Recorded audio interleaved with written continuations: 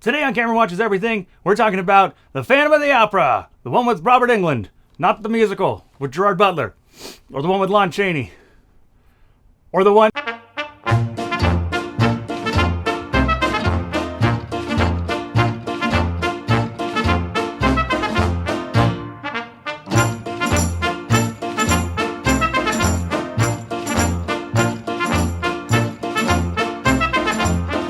Hello, welcome, thank you. We are talking about on this show... Oh, too much Jack. Hello, welcome to Camera Watches Everything. We're talking about The Phantom of the Opera, Robert Englund. The year is 1989. So, of course, we open up in modern day at the time, New York, 1989. Wait a minute. Is this whole movie going to take place in 1989 New York? Not so fast. We meet Christine Day as she goes to meet her friend Meg. Meg, played by a superstar, Molly Shannon. Molly Shannon, her first film appearance. This is very fresh, Meg. Christine, please, trust me, this is a major find. Don Juan Triumphant by Eric Gessler. Right. And they read about this composer, Eric. And the first thing you find out about Eric is that he's famous for having not... Gessler, Eric. Known primarily for his unfinished opera, Don Juan Triumphant.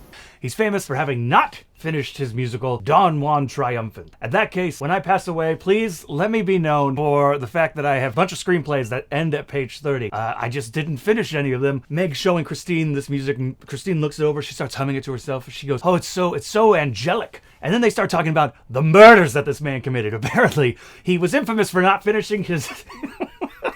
not finishing his musical, but also all the murders he committed. Authorities believe, though we're never able to prove, that the composer was a psychopathic killer responsible for the brutal murders of at least a dozen London residents. Isn't that weird?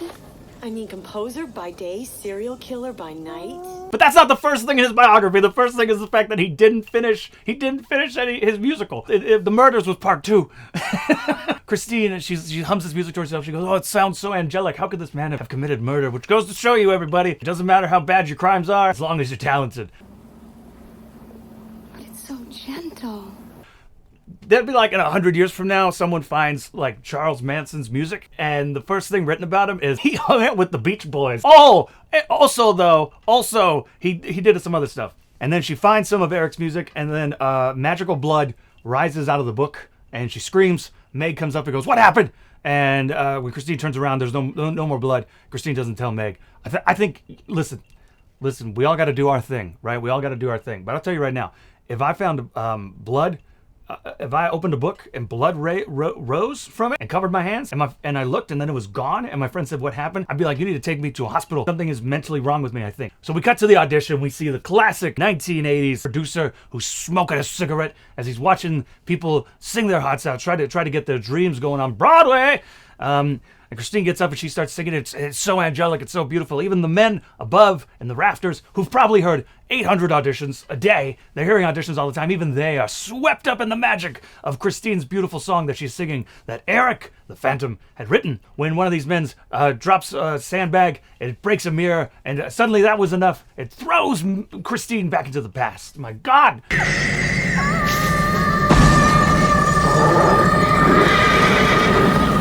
She's back in the past. You would think now what would happen is Christine would wake up and be like, oh my God, where's my friend? Where's my superstar, Molly Shannon? Where am I? I was in 1989 New York City. Now I am in oldie London. I think it's London. It might have been New York. I can look that up later. So she's in London now, and you would think that's where the movie's gonna go. You think the movie's gonna go like, oh, she did a body swap. She's now waking up. What's happening? Nope. She is now just she's old Christine. She's woken up. She's old Christine back in the Phantom times, and has no mention of 1989 New York. When she wakes up, she says she feels euphoric. She feels alive. I don't know what happened, but I feel fine. You better try to get some rest. I can't sleep. I'm not tired. You had a scare. Oh, it's so strange. But I feel exhilarated. Oh, I'm on fire. which is fantastic for her. So what is happening is that magic blood book sending her back in time. She has no memories of herself as Christine, the 1989 version of Christine. What's going on? We don't have time to figure that out because now we gotta meet the Phantom. And this is not your mama's Phantom where he's wearing a mask. No, this is a gross Phantom who covers himself in the flesh of the dead. He covers himself in dead people's flesh. That's what this Phantom does. This is what Robert Englund's Phantom does. Robert Englund. Makeup effects done by Kevin Yeager, who did the makeup on Nightmare 2 onward. He also created the Chucky doll and took his name off, but directed Hellraiser 4, the one in space. He directed that. Good for you, Kevin Yeager. And he's applying makeup because he's trying to make it. Let me tell you, his makeup work is impeccable. It's pretty great. I mean, he might be a great composer. He's also pretty goddamn good at makeup. Granted, he might have been doing it for hundreds of years. Who knows? We actually are not giving an age to the Phantom. So the Phantom, though, the grip that knocked out his beloved Christine. That grip was gonna get it, damn it. Because you see, even though in 1989 a grip had dropped a sandbag, that also means, I guess, in the past, dropped something and knocked out the past Christine. It's confusing. It's slightly confusing.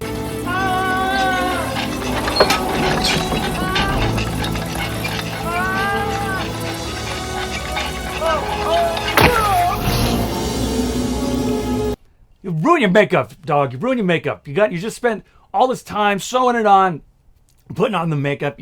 Now you splashed it. You splashed it up. You ruined it. Now we got to meet a young Bill Nighy, which is fantastic. It's great. That's what I like about like old horror movies, is being able to see these amazing actors who still today are working, and you get to see them when they were young and spry. So young Bill Nighy, which is what I'm going to call him. I can't remember the character's name at the moment. I have been drinking. He goes to talk to Carletta. He goes to talk to the diva about her show, brings her some flowers and stuff like that, and the diva's just like, get out of here, I'm the diva. And she finds the man, the grip, who the Phantom had killed, skinned. He's not dead yet. And Carletta freaks out. I think she has a heart attack. She doesn't die though, but she does have a heart attack, which honestly at this point, if she had a heart attack, you can't put that death on the Phantom. Like, that's not on the Phantom. That's cholesterol, dog. So because of this now, obviously, that means Christine is going to take on the mantle of the lead role. And this is the thing, Christine in this world, like, she knows about the Phantom already. Like everyone knows about the Phantom. Everyone's fully aware the Phantom exists. Christine, though, like, the Phantom keeps coming to her, and she thinks it's an angel sent by her dead father. No angel look like this, dog. This guy looks like the Shadow. That's the Shadow. The Shadow ain't no angel. That's the whole thing about the Shadow. So yeah, she thinks it's an angel. It's not. It's the Phantom, but she thinks it's an angel. Christine, not very bright at times. Other times very bright, but not very bright in this moment. So Christine, she does the show.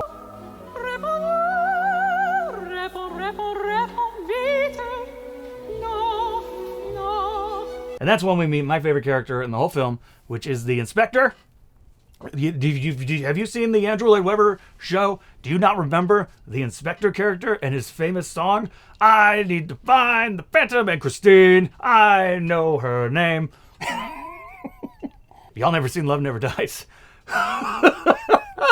So Christine does a great job, but Bill Nighy and this critic are like, we cannot have this. Carletta needs to be in the show. So this critic writes a bad review. But before all that, the Phantom is so proud. He's like, oh my God, Christine, you muse of muses. And he goes and picks up a hooker, which you would think, again, being an 80s horror movie, this hooker gonna die. She doesn't die. Backtrack. So first, we gotta find, we discover before the hooker, the Phantom, we learn about his origin story, which again, he sold his soul to the devil. He wants to be remembered. He wants to be remembered forever. And the devil comes up, and the devil is like, what would you give to be remembered, for your music to be remembered forever? And the Phantom is like, anything. And the devil's like, okay, would you sell your soul to the devil? And the Phantom goes, yes. Soul with the devil? Yes. Yes. The world will love you for your music, but that's all it will love you for. Like, man, take a day. That's a hell of a deal, dude. Like, I sometimes have to take a moment when, like, someone wants to schedule a lunch. This is your soul to the devil. So anyway, that's why the Phantom's face is all messed up, because the devil, he's like a monkey paw. You're going to be remembered for your music. Actually, so I guess that makes sense as to why the first thing in his biography is about the music and not the murders. I guess that makes sense. The devil did his due. The devil did his due. So anyway, the Phantom picks up a hooker, has a great time, and then he goes to a bar, and then he gets mugged. He almost gets mugged at the bar, but he kills the 3 muggers. And the muggers aren't great, so you kind of start thinking. You're sitting there going like, as a film viewer, you're like going like, wait a minute. So am I supposed to feel sorry for the Phantom? Because he totally killed that guy brutally. He skinned him. He skinned a man. And so you're sitting there just going like, so am I supposed to feel sorry for the Phantom? But anyway, the Phantom beheads this guy. He also kills that critic with a towel. A towel. It's amazing. It's one of the best deaths I've ever seen in a horror movie. It's so good. It makes really no sense. The towel, I think, should have ripped. Even if the Phantom is like devil strong, it should have ripped. Christine goes to her father's grave because this critic, he already read them. He wrote the review. And he said, Christine's terrible. Then the Phantom shows up and he goes, I am your angel, come with me. And then they have a very awkward date, but not before the Phantom deafens this version of Raoul. Or he doesn't deafen him, but he plays the violin so strong that the guy's ears bleed.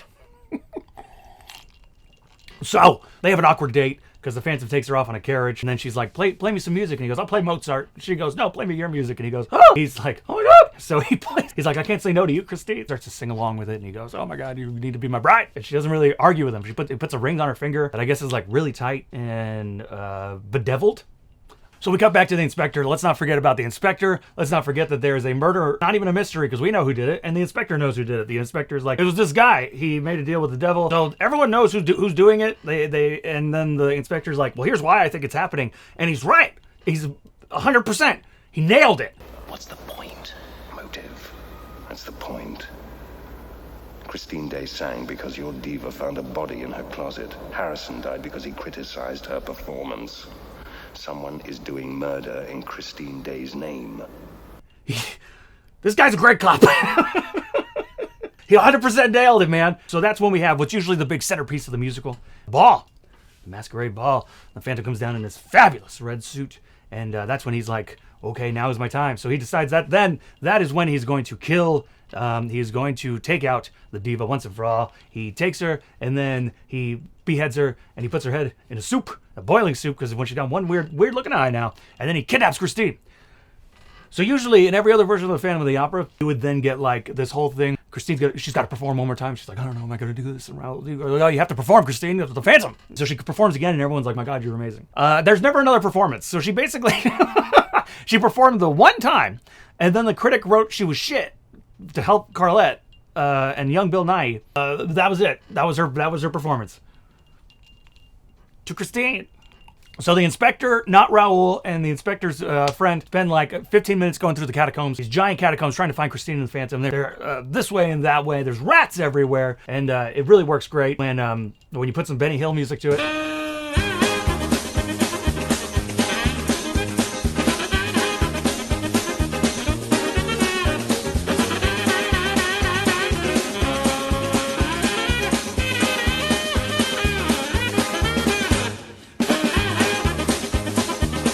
So they find the Phantom. The Phantom gets shot.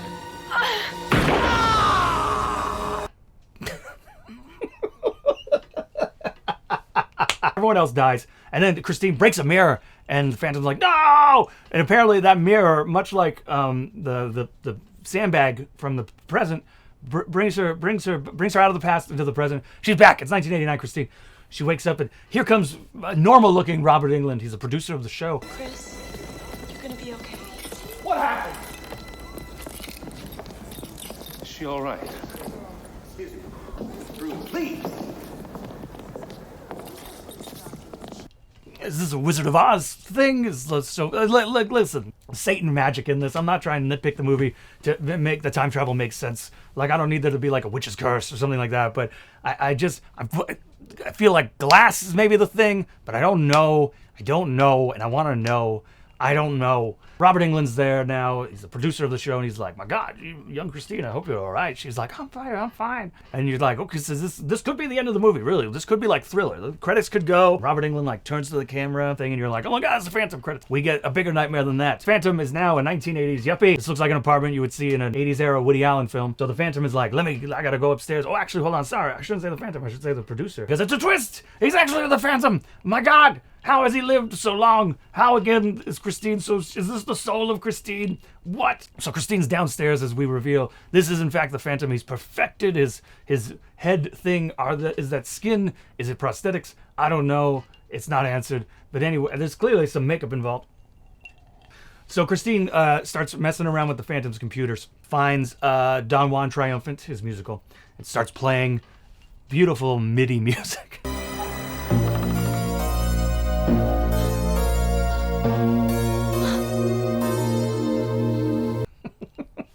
which reveals, my God, this is the Phantom. What does this mean? This man has lived forever. He's survived being shot multiple times. What's to happen? What is Christine to do? Is she forever trapped and snared? Nope. She just rips off his face and stabs him.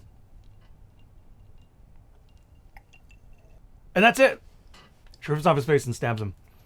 Time travel's never explained. What happened to not Raoul? Where's Molly Shannon? I liked it. It's obviously, there's a lot of goofiness in this movie. There's a lot of things to make fun of. It feels like there's a lot of characters that don't need to be there. Like you have the inspector and you have Past Meg, but why Past Meg is not played by Molly Shannon, I don't understand. I have questions. Maybe this is all answered on the commentary. You've seen 1989's Phantom of the Opera, directed by Dwight Little. If you have, let me know in the comments. If you haven't, let me know. Did this interest you in wanting to see it? And if not, I'm sorry. Maybe there's no Jack and Coke next week. Maybe it'll be ginger ale. Like and subscribe. I'll see you around. Here's my socials. My socials are all down below in the comments in the description. I'm the inspector. I'm looking for the Phantom and Christine.